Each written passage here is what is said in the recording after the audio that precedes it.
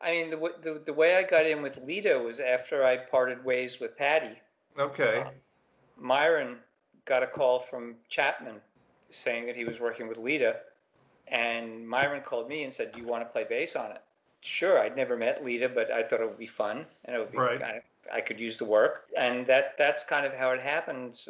When you work with some people and they keep your number. You've got quite a catalog of women: Cher, Lita, Alannah, you're the ladies' man. Genya. Yep. What was A friend of mine once made me a T-shirt said "Chick singer, need a bass player," and put my phone number. That's great. That's a You also sent us a link of Tom Verlaine. Is that a record you're particularly fond of? Yeah, that was also a player to be named later gig.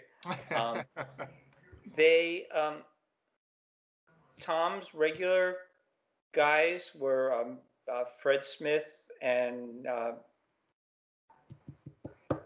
That were the other guys in television, and right? Patti Smith's drummer, what was his name? Doherty? Doherty. Yeah, JD. Right, yeah. Doherty. Yeah. So they cut all the basic tracks for the album. Yeah. And when going back in to do overdubs, they found that they had some defective tape. Okay. And all the masters for half of the album were shedding oxide, and they were unplayable. So they had to recut them.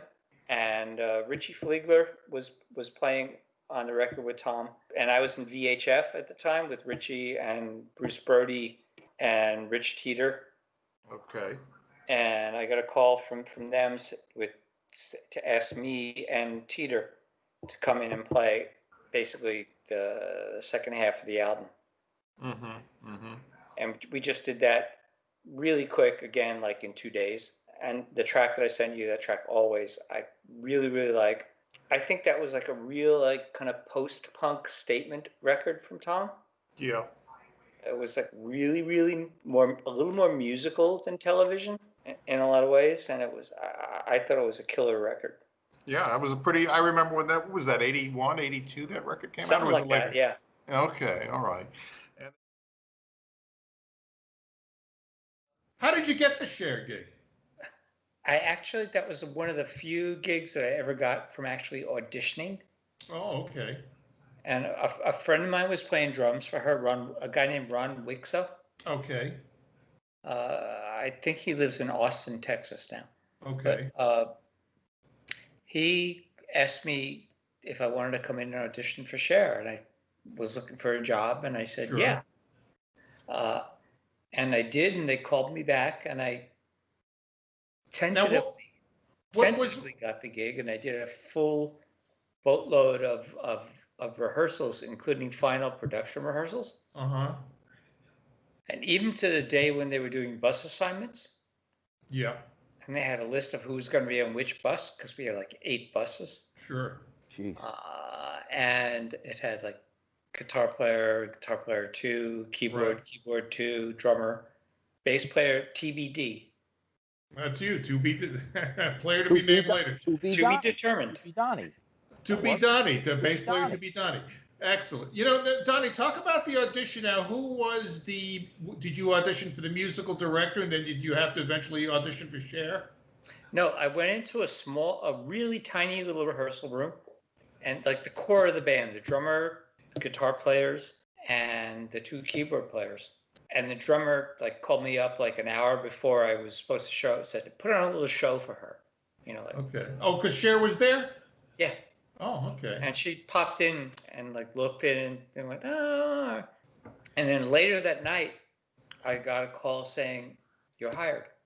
Okay. Now, do you think at that point with Cher, of course, you had been with Genya Raven, who's known, at least the music folks. You played with Pat Bennett or John Waite. You were on big records. So Cher must have said, hey, this guy's got, the magic touch. Yes? Yeah, I suppose. I don't know. This is the big 80s arena rock Cher with the sailors on the battleship, whole thing. Yep. That was the Heart of Stone tour. Heart of Stone. So that was Turn Back Time. That was a monster hit for Sherilyn Sarkisian. So how did you prep for that? I got a tape of a live show. Oh, you did? Okay. And I just learned everything off the tape, like similar to what we had said before about dropping the needle. Right. No charts. They didn't send you any charts or anything. No, Really? no, just learned off the tapes. Interesting. Because the arrangements were not very far from the records. Okay. Yeah. But still, you'd think somebody would write out lead sheets. No. In No, Cher's never. band. My goodness. And then, of course, your most recent project, obviously, The End, Imaginary Life. Tell us about working with Gia. Gia, I met in the Graces. Right. Had an instant crush on her Yeah. back then, although I was married.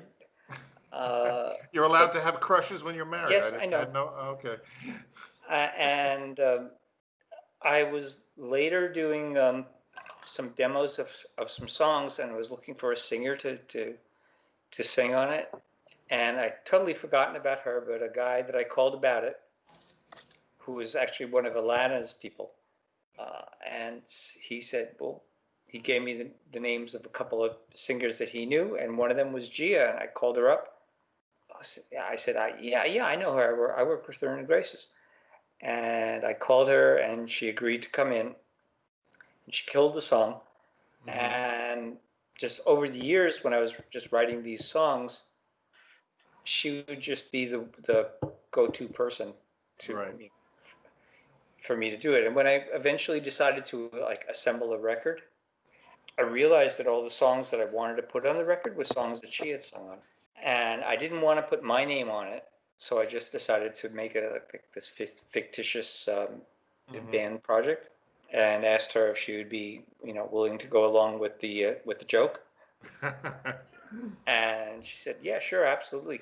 There are a couple of last pictures that I sent from Alannah Myles' tour. Yes.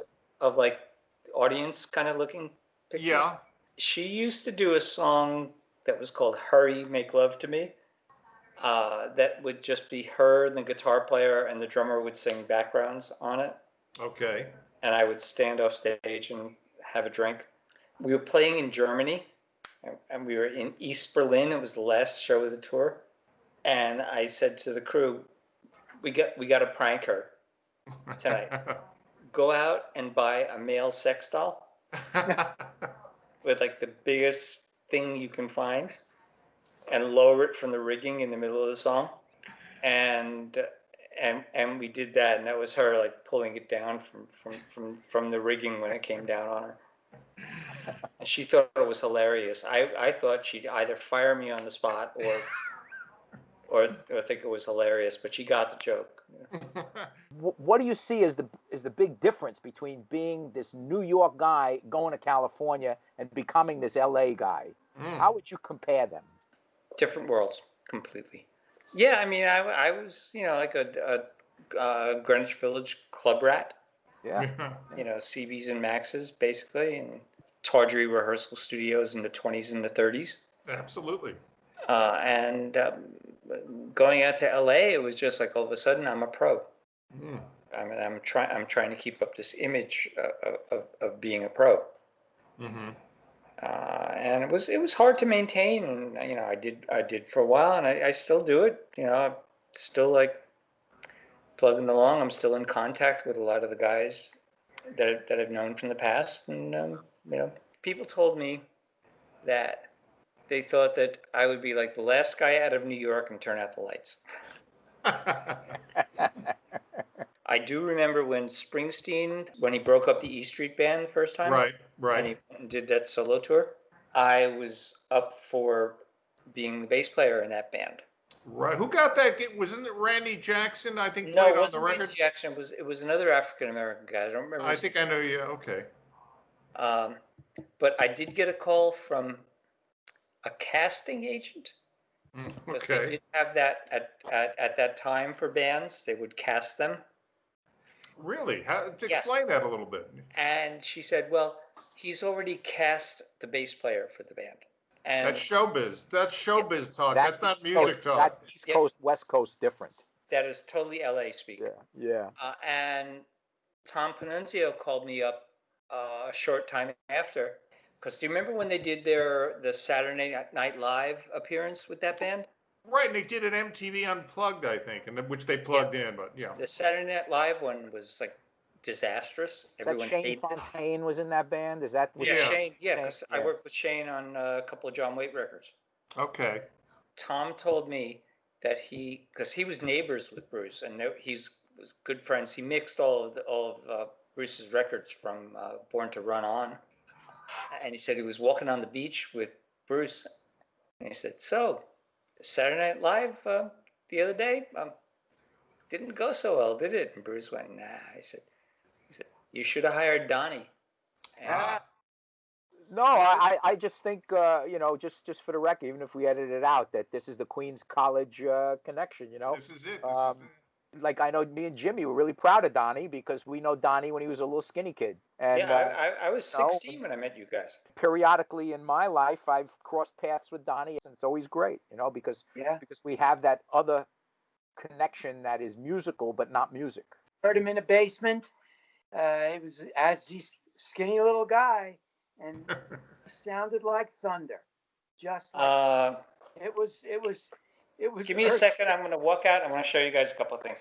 He was playing down in a basement in Greenpoint. The rest of the band was playing, and it always just sounded like a bad version of Crossroads. Donnie was the one who was defining what the song was, where the others were just trashing along. So, look at that. Look at the Look at totem. that. Look at that Look beauty. at that. Yeah, That's that's earned. it. Earned. That's right. all your sweat. Earned. There you go. Earned income credits. What records did that bass play on? Everyone. Okay. From Genya to all the John Waite records and all the Patty records. Wow. You always use it in the studio? In all the videos, I rarely use it. I rarely dragged it out for videos. Okay. And rarely dragged it out on tour. Right, it's too valuable to bring out on tour. Yeah, early tours when it was my only bass. Yeah. Yeah, right. Are there any nicks or damage in there that have any stories to tell? There's so much. Tell us a story about one of the scars you have there. Can you see this one? Yep. Where my finger is? Mm-hmm. That's from a cymbal from a street punk gig. And all the scars on the back are from belt buckles before I learned not to wear a belt. Space. And badges of honor. All that stuff are badges of honor, especially on old Fenders. And my jazz, my old and jazz. all of these are pick marks, pick dents. Let's see. Pick it up. Let's see. Oh, the pick mark. Oh, wow. Look at that. Look at that. Those are all pick dents, and that up on the top, that's where my spare picks. Where you stuck your picks. Wow. Remarkable. And where are the sweat marks? Where are the sweat? Donnie doesn't sweat, man. You don't sweat? Donnie never sweated. Not playing this thing anymore. Wow. Did you have a guy the change your tuners. strings when you were using it live? Did you have somebody change your strings, or you wouldn't let them? You did it yourself? Changing strings is not my favorite thing to do. You're not supposed to change strings. It's a bass. You don't change. Not on a Fender P. I think I put on a fresh set of rotor sounds on this about 10 years ago. Okay. Are those those look like Labella flats? Those are brand No, black. these are Labella rounds. Oh, they're Labella rounds. Okay. He's got an endorsement, this guy. Come on. I used